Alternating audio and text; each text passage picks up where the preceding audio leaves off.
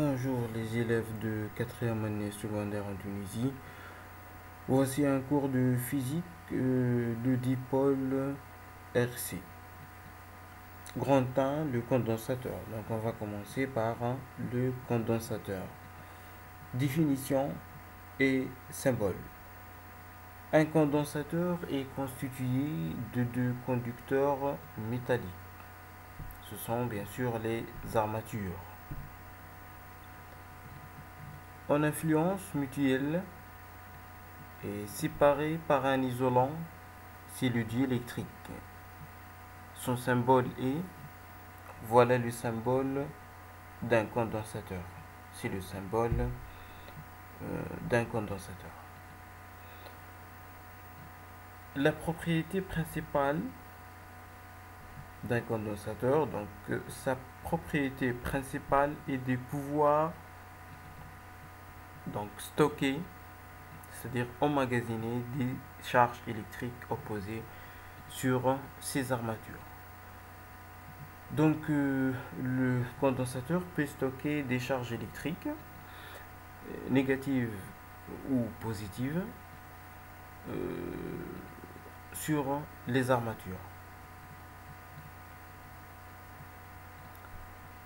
On notera qu'un circuit série comportant un condensateur est un circuit ouvert.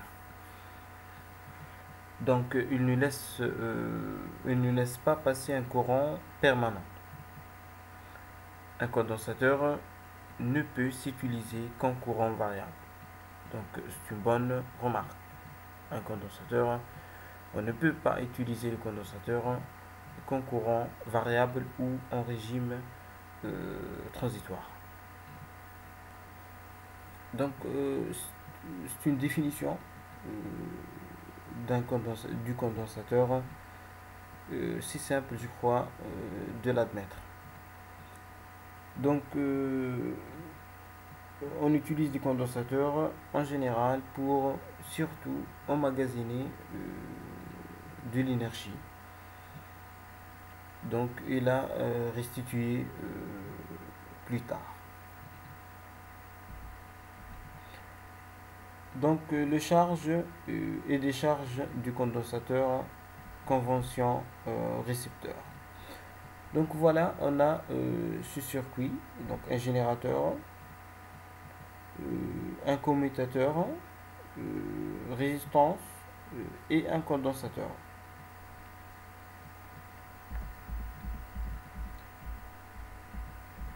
Lorsqu'un condensateur, en général associé à un dipôle ohmique, est soumis à une tension, la branche dans laquelle il se trouve est parcourue par un courant transitoire d'intensité I, c'est-à-dire un courant variable d'intensité petit i. Notez bien, c'est petit i et non pas grand i. On choisit un sens positif du courant et on l'indique par une flèche sur le circuit. Donc j'ai choisi donc le sens du courant transitoire I.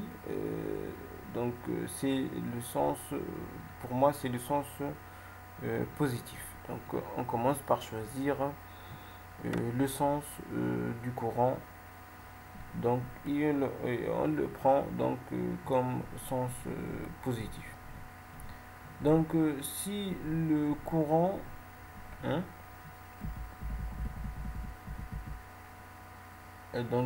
si le courant circule donc effectivement dans le sens positif qu'on a choisi bien sûr, son intensité est comptée positivement. Donc on prend l'intensité positive.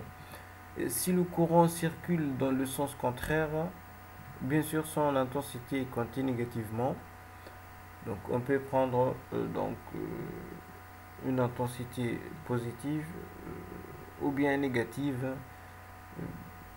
Donc c'est-à-dire que l'intensité est une grandeur algébrique. C'est-à-dire elle peut prendre une valeur négative ou bien une valeur positive.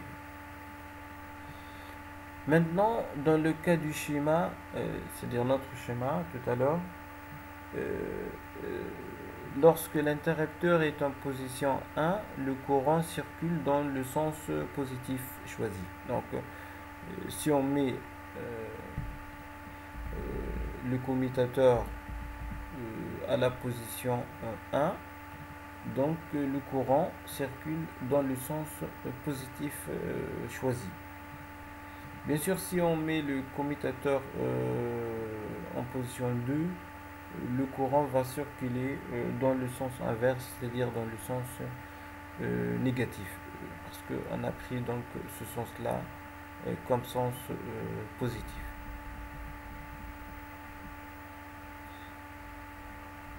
Donc,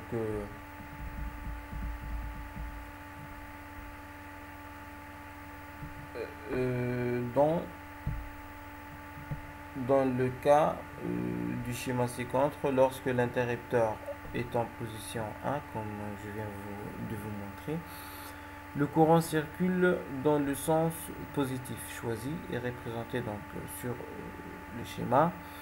Et l'armature A se charge positivement.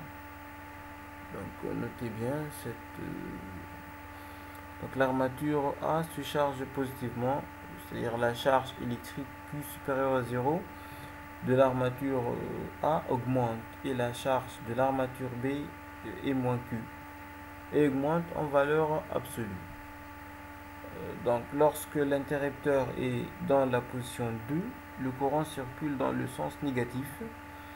Le condensateur, c'est le condensateur se décharge, la charge Q de l'armature A diminue.